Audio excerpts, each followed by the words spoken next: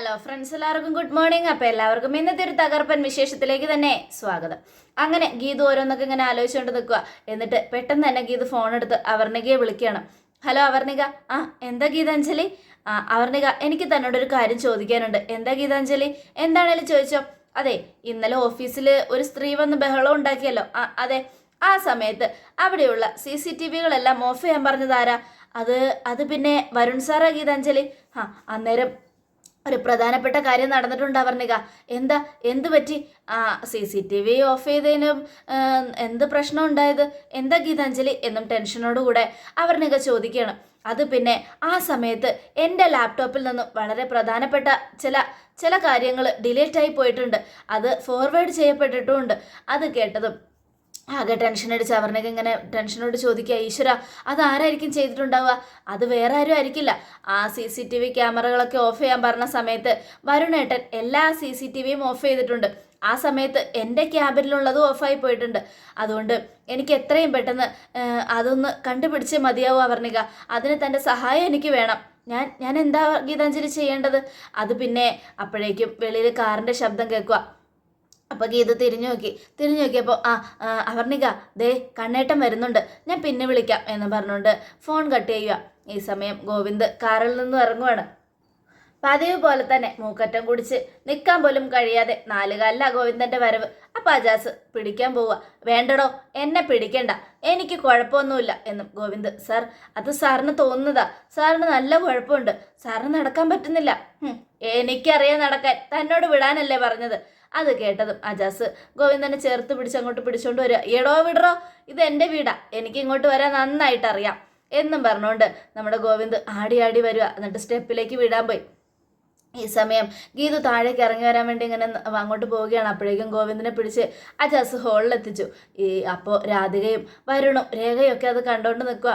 ഈശ്വര, ഇതെന്തൊരു കോലം ഇത്, ഇന്നിത്തിരി കൂടിപ്പോയി മാഡം എന്നും നമ്മുടെ അജാസ് പറയുക. ആര് പറഞ്ഞു എനിക്ക് കൂടിയെന്ന്? എനിക്ക് കൂടിയിട്ടൊന്നുമില്ല.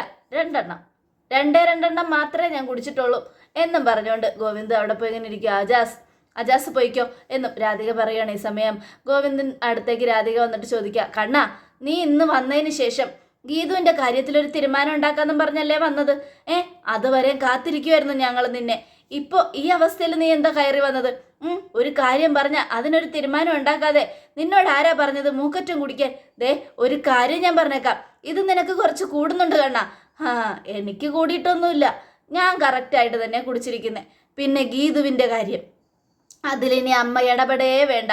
അവളുടെ കാര്യത്തിൽ ഞാനൊരു തീരുമാനം ഉണ്ടാക്കിയിട്ടുണ്ട്. ആ തീരുമാനം എന്താണെന്ന് എനിക്ക് ചെയ്യാനറിയാം. അവളെ എൻ്റെ ഭാര്യ, അവളെ എന്ത് ചെയ്യണമെന്ന് എനിക്ക് നന്നായിട്ടറിയാം എന്നും ഗോവിന്ദ് പറയുന്നിട്ട് ഗീതു, ഈശ്വര, എനിക്ക് പണി പിന്നാലെ വരുന്നുണ്ട്, അതുകൊണ്ട് ഇവിടെ നിന്നാൽ ശരിയാവില്ല, പോയി കിടന്നുറങ്ങാം എന്നും പറഞ്ഞുകൊണ്ട് ഗീതു മുറിയിലേക്ക് പോവുക. ഗീതുവിനെ ഞാൻ നോക്കിക്കോളാം, എൻ്റെ ഗീതു, എൻ്റെ പ്രിയപ്പെട്ട ഗീതുവാണ് എൻ്റെ ഗീതു എന്നും പറഞ്ഞുകൊണ്ട് പാട്ടും പാടി ഗോവിന്ദ് ഓരോ സ്റ്റെപ്പും കയറുമ്പോൾ വീഴാൻ പോവുക. അപ്പോഴേക്ക് രാധിക പിടിച്ചു നിർത്തുക. അപ്പോഴേക്കും ഗോവിന്ദ്, വേണ്ട, പിടിക്കണ്ട, എന്നെ പിടിക്കണ്ടെന്ന് പറഞ്ഞില്ലേ എന്നും പറഞ്ഞ് എഴുന്നേറ്റ് സ്റ്റെപ്പിൽ കയറിയിട്ട് ഐ ലവ് യു ഗീതു എന്നും പറഞ്ഞുകൊണ്ട് ഒച്ചത്തിൽ വിളിക്കുക. ഇതൊന്നും ഗീതു കേട്ടിട്ടില്ല. ഗീതു അകത്തോയിരിക്കണേ. അപ്പോഴേക്ക് രേഖ, മദ്യത്തോടൊപ്പം പ്രണയം ഉണ്ടല്ലോ ഗോവിന്ദേട്ടൻ എന്ന്. എന്തായാലും സന്തോഷിക്കട്ടെ, ഗീതുവിൻ്റെ ജീവിതത്തിലെങ്കിലും നല്ല സന്തോഷം ഉണ്ടാവട്ടെ എന്നും പറഞ്ഞുകൊണ്ട് ആലോചിച്ചുകൊണ്ട് ഇങ്ങനെ രേഖയിൽ നിൽക്കുക. ഈ സമയം ഗോവിന്ദ് മുകളിലേക്ക് പോയതും ഗീതുവിൻ്റെ കാര്യത്തിൽ ഒരു തീരുമാനം ഉണ്ടാക്കാമെന്ന് പറഞ്ഞ് പോയ ആള് കണ്ടില്ലേ അമ്മ വന്നിരിക്കുന്നത്? ഇതൊരു തീരുമാനം ആവില്ല എന്ന് എനിക്ക് തോന്നുന്നേ. ഗീതുവിനോട് ഇത്രയും ദേഷ്യം വെച്ചിട്ട് പോയ ആളാ, നോക്കി, ഇതിനേക്കാൾ ഡബിൾ മടങ്ങ് സ്നേഹമായിട്ട് തിരിച്ചു വന്നിരിക്കുന്നത്. ഒന്ന് പോടാ, അതൊക്കെ അവൻ്റെ ഉള്ളിൽ കിടക്കുന്ന മദ്യം പറയുന്നതാ, അല്ലാതെ അവനല്ല. പിന്നെ നമുക്ക് കാണാം എന്നും പറഞ്ഞുകൊണ്ട് വരുണിങ്ങനെ ടെൻഷൻ അടിച്ച് നിൽക്കുക. ഈ സമയം മുകളിലെത്തിയ ഗോവിന്ദ് ഗീതു എന്ന ഒച്ചത്തിൽ വിളിക്കുക. അപ്പോഴേക്കും ഗീതു കട്ടിലേ കയറിയിട്ട് പൊതച്ച് മൂടി അങ്ങ് കിടക്കുക. ഈശ്വര, രക്ഷിക്കണേ, കണ്ണേട്ടൻ്റെ കയ്യിൽ നിന്നും എന്നെ രക്ഷിക്കണേ, എന്തോ പണി തരാനുള്ള വരവാ, വേണമെങ്കിൽ എന്നെ അടിക്കും എന്നൊക്കെ പറഞ്ഞുകൊണ്ട് ഗീതു പേടിച്ച് വിറച്ച് കിടക്കുക. ഷോ, പാവം, ഉറങ്ങിപ്പോയല്ലോ, എൻ്റെ ദൈവമേ, എന്തൊരു പാവം എൻ്റെ ഗീതു എന്നും പറഞ്ഞുകൊണ്ട് ഗോവിന്ദ് ഗീതുവിനെ നോക്കി. എന്നിട്ട് പോയി വാതിലടച്ച് കുറ്റിയിട്ടു. ഗീതു, എനിക്ക് വേണ്ടി സ്വന്തം ജീവൻ പോലും കളയാൻ നടക്കുന്ന ഒരാളാണ് നീയെന്ന് ഞാൻ അറിഞ്ഞില്ലല്ലോ ഗീതു. നീ ഒരു പാവ, നീ ഒരു വഴക്കാളിയാ, നീ ഒരു പാവം പെണ്ണ. എന്നിട്ടും നിന്റെ ജീവൻ പോകുമെന്ന് അറിഞ്ഞിട്ടും എൻ്റെ ജീവൻ രക്ഷിക്കാൻ നീ എന്തിനാടി മണ്ടി പെണ്ണെ ഇറങ്ങി പുറപ്പെട്ടത്? എല്ലാ കാര്യങ്ങളും അജാസ് തുറന്നു പറഞ്ഞപ്പോഴാണ് എനിക്ക് മനസ്സിലായത്. അജാസിന് പോലും മനസ്സിലായ കാര്യം എനിക്ക് മനസ്സിലായില്ലല്ലോ എന്നോർക്കുമ്പോൾ എനിക്ക് നല്ല സങ്കടമുണ്ട്. എന്നാലും ഒരു വാക്ക് നിനക്ക് എന്നോട് പറയായിരുന്നല്ലോ, എന്നെ രക്ഷിക്കാൻ വേണ്ടി. സ്വന്തം ശരീരത്തിൽ ക്യാമറ ഫിറ്റ് ചെയ്ത് നടന്നു. അതിലൂടെ കിട്ടിയ തെളിവുകളെല്ലാം നഷ്ടപ്പെട്ടപ്പോൾ നിന്നെ ഞാനൊരു പ്രാന്തിയാണെന്ന് തെറ്റിദ്ധരിച്ചു. ആ തെറ്റിദ്ധാരണയൊക്കെ കൂടെ മനസ്സിൽ കിടന്നുരുണ്ടപ്പോൾ കുടിച്ചത് ഇത്തിരി കൂടിപ്പോയി. അതുകൊണ്ടാണ് മോളെ ഞാൻ ഇങ്ങനെ വന്നത്. സോറി ഗീതു, ഇതിന് ഞാൻ നിനക്ക് എന്താ തരേണ്ടത്? എനിക്കിതിൽ നിനക്ക് പകരം തരാൻ ഒന്നുമില്ലല്ലോ. അപ്പോൾ ഗീതു പുതപ്പിനിടയിൽ കിടന്ന് പറയുക, കണ്ണേട്ടൻ്റെ ജീവൻ തന്നെ എൻ്റെ കയ്യിലേക്ക് വെച്ച് തന്നാൽ മതി. അതെൻ്റെ ജീവനുമായിട്ട് ചേർത്ത് ഭദ്രമായിട്ട് ഞാൻ സൂക്ഷിച്ചു കൊള്ളാം എന്നും. അപ്പോൾ ഗോവിന്ദ്, നീ എന്താ ഒന്നും മിണ്ടാത്തത്? ഗീതു ഉറങ്ങിയോ? അപ്പോൾ ഗീതു കൂർക്കം വലിക്കുന്ന പോലെ അഭിനയിക്കുക.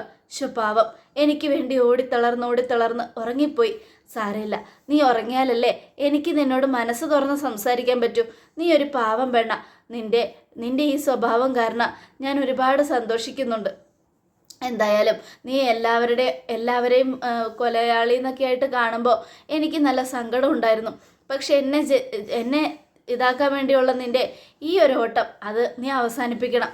എന്നിട്ട് നീ നിൻ്റെ ലക്ഷ്യത്തിലേക്ക് എത്തണം. നീ വലിയൊരു ലക്ഷ്യത്തിലാണിപ്പോൾ. IAS എന്നുള്ള നിൻ്റെ പദവി അത് നിനക്ക് നേടിത്തരിക എന്നുള്ളൊരു ഉത്തരവാദിത്വം എനിക്കുണ്ട്. എൻ്റെ കടമ ഞാൻ ചെയ്തിരിക്കും. എന്തായാലും നീ ഇപ്പോൾ ഉറങ്ങിക്കോ. നാളെ നേരം വെളുത്ത IASൻ്റെ കാര്യത്തിൽ നമുക്കൊരു തീരുമാനം ഉണ്ടാക്കാം. അപ്പോൾ ഗീതു പുതപ്പിനടി കിടന്ന്, അതെ, ഇവിടെ നിന്നുള്ള രാധികയും വരുണും പുറത്തു പോയാൽ നമ്മൾ ജീവിതം സന്തോഷത്തോടെ ഒരുമിച്ച് ജീവിക്കാൻ തുടങ്ങിയാൽ ആ നിമിഷം ഞാൻ അമേരിക്കയ്ക്കോ ഇല്ലെങ്കിൽ ബാംഗ്ലൂർക്കോ ഫ്ലൈറ്റിൽ പറക്കും. IAS ലക്ഷ്യം പൂർത്തിയാക്കാനായിട്ട് ഈ വീട്ടിൽ നിന്നും രാധികയും വരുണും പോകണം. എന്നാൽ മാത്രമേ എൻ്റെ ആ ലക്ഷ്യം പൂർത്തിയാകൂ എന്നും ഗീതു പറയണം. അപ്പോൾ ഗോവിന്ദ്, പാവം എൻ്റെ ഗീതു എത്രയോ കഷ്ടപ്പെട്ട് കിടന്നുറങ്ങുക. സാരമില്ല, നിനക്ക് വേണ്ടി ഞാനൊരു സൈക്കാട്രിസ്റ്റിനോട് സംസാരിക്കുന്നുണ്ട്, ഞാൻ സംസാരിച്ചോളാം. എന്നിട്ട് അതിൽ നിന്നും ഒരു സൈക്കാട്രിസ്റ്റ് പറയുന്നതനുസരിച്ച് ഗുളികകൾ മേടിച്ച് അതിങ്ങനെ കല്ലിലിട്ട് തട്ടി ഒരു അമ്മിയെടുത്ത് ഇങ്ങനെ അരച്ച് പിന്നെ അതിന് ശേഷം അതൊരു ഗ്ലാസ്സിലേക്ക് ഇട്ട് നന്നായിട്ട് കലക്കി നിൻ്റെ വായിലേക്ക് ഗീതുമോളെ കുടിക്കി, ഗീതുമോളെ കുടിക്ക് എന്നും പറഞ്ഞുകൊണ്ട് ഒഴിച്ചു തരണം. അത് കേട്ടതും കിടന്നോടത്തുനിന്ന് ഗീതു ചാടി അങ്ങ് എഴുന്നേറ്റും. പ്രാന്തേ, നിങ്ങളുടെ രണ്ടാനമ്മയ്ക്കാ ഈ ഗുളിക കലക്കി നിങ്ങളുടെ രണ്ടാനമ്മയ്ക്കും അവരുടെ മകനും കൊണ്ടേ കൊടുക്ക്. എന്തായാലും എനിക്ക് പ്രാന്തൊന്നുമില്ല. ആഹാ, അപ്പം ഇത്രയും നേരം നീ എന്നെ ചതിക്കുമായിരുന്നല്ലേ?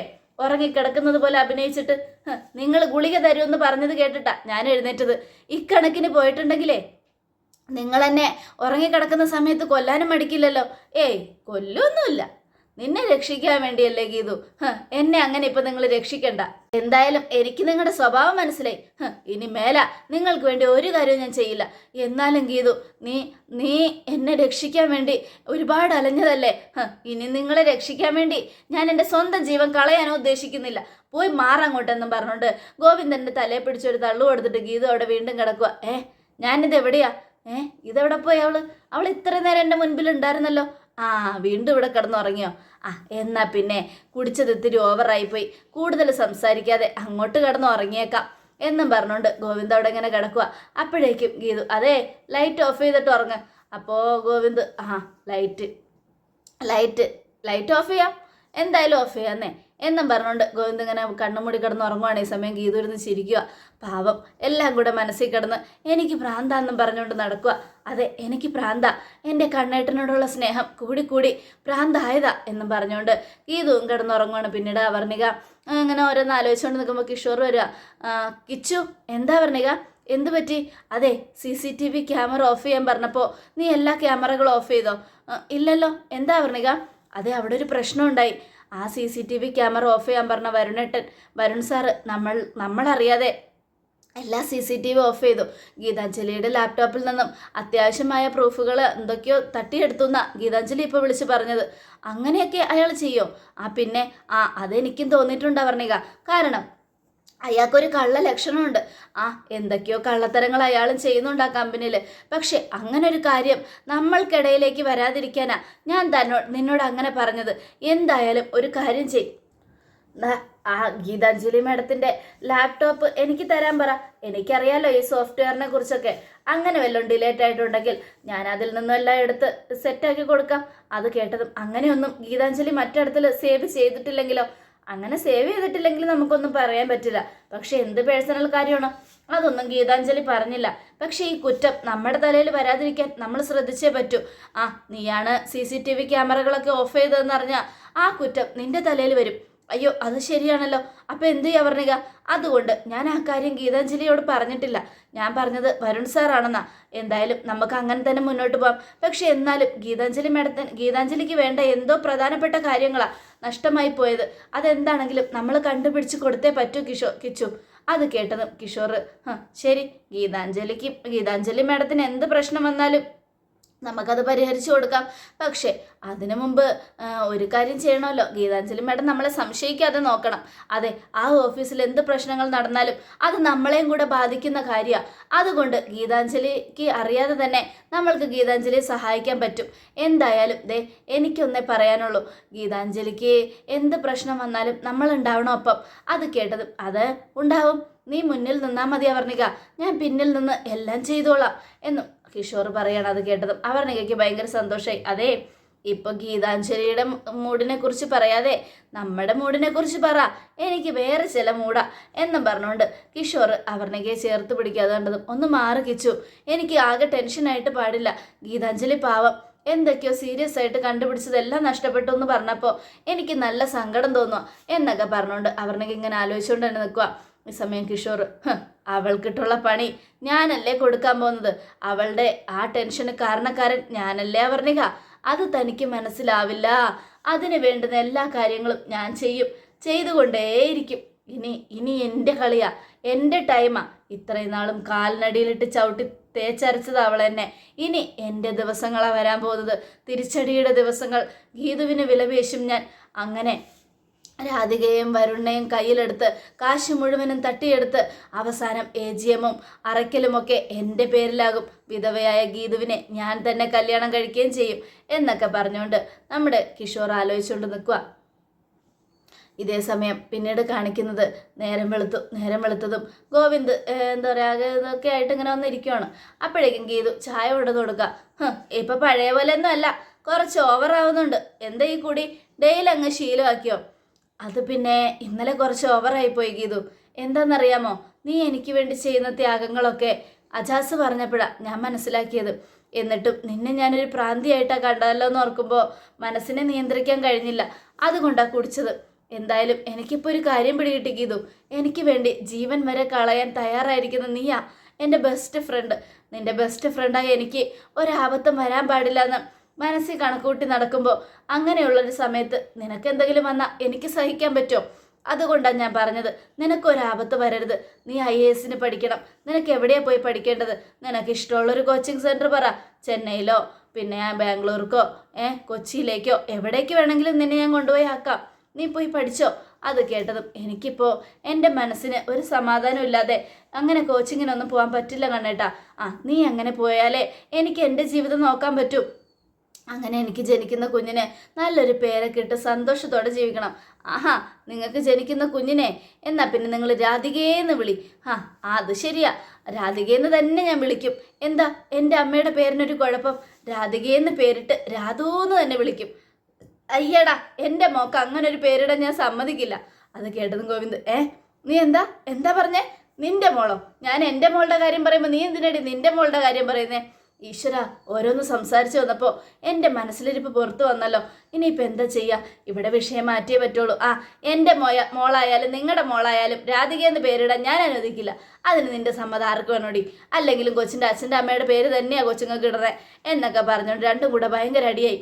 അപ്പോൾ ഗീതു നിങ്ങൾ ഓഫീസിലേക്ക് പോകാൻ നോക്ക്, ഞാനും പോവുക. ഇതെന്തൊരു നാറ്റോ! ഇന്നലെ കുടിച്ചത് ഇനിയും നാറ്റം മാറിയിട്ടില്ല. ഇക്കണക്കിന് പോയാൽ ഇവിടെ നിന്ന് ഞാനും കൂടെ നാറും. അത് മാത്രമല്ല എനിക്കും ഇന്നലത്തെ പൂസാവും. ഇന്നലത്തെ നിങ്ങളുടെ പൂസ എനിക്കും കൂടെ ചേർന്ന് കിട്ടുമെന്നും പറഞ്ഞുകൊണ്ട് ഗീതു അവിടെ നിന്ന് പതുക്കെ എസ്കേപ്പ് ആവുക. ഈ സമയം ഗോവിന്ദ് ഗീതു എന്താ? അതെ, സ്കൂട്ടറിൽ പോകണ്ട, അജാസിനോടൊപ്പം കാറിൽ പോയാൽ മതി. ശരി എന്ന് പറഞ്ഞുകൊണ്ട് ഗീതു പതുക്കെ മുറിയിലേക്ക് പോയി. ഈ സമയം ഗോവിന്ദ് എൻ്റെ വായിക്ക് ഇത്രയും നാറ്റം ഉണ്ടായിരുന്നോ? ഓ സാരില്ല, ഇന്നലെ കുടിച്ചത്തിരി കൂടിപ്പോയി, ഇനി കുടിക്കണ്ട എന്നും പറഞ്ഞ് ആലോചിച്ചുകൊണ്ട് നിൽക്കുക. അപ്പോഴേക്കും നമ്മുടെ ഗീതു മുറിയിൽ പോയിട്ട് ആലോചിക്കുകയാണ്. അപ്പോൾ ഗോവിന്ദ് ഇവിടെ ആലോചിക്കുക, അല്ല എന്നാലും ഞാൻ എൻ്റെ മോളുടെ കാര്യം പറഞ്ഞപ്പോൾ ഇവളെന്തിനിങ്ങനെ ടെൻഷനാകുന്നേ, എനിക്കൊരു പിടിയും കിട്ടുന്നില്ലല്ലോ എന്നും പറഞ്ഞുകൊണ്ട് അപ്പോഴേക്കും ഗീതു എല്ലാം പോയി, കണ്ണേട്ടനോട് എൻ്റെ മോളെന്ന് പറഞ്ഞു പോയല്ലോ, ഇനിയിപ്പോൾ എന്താ ചെയ്യുക? ആ രാധികാമ്മയുടെ പേരിടാനാണ് ഉദ്ദേശമെങ്കിലേ ഞാൻ കാണിച്ചു കൊടുക്കുന്നുണ്ട്, രാധികയും വരണം, ആ രണ്ടെണ്ണം ഈ അറയ്ക്കൽ തറവാട്ടിൽ ഉണ്ടാകില്ല എന്നും പറഞ്ഞുകൊണ്ട് ഗീതു ഇങ്ങനെ ആലോചിച്ചുകൊണ്ട് നിൽക്കുകയാണ്. അതോടുകൂടെ എപ്പിസോഡ് അവസാനിക്കുകയാണ്. നാളത്തെ ഒരു തകർപ്പൻ വിശേഷത്തിനായിട്ട് കാത്തിരിക്കുക. എല്ലാവർക്കും ഒരിക്കൽ കൂടെ നല്ലൊരു ശുഭദിനം തന്നെ ആയിക്കോട്ടെ. Thank you friends.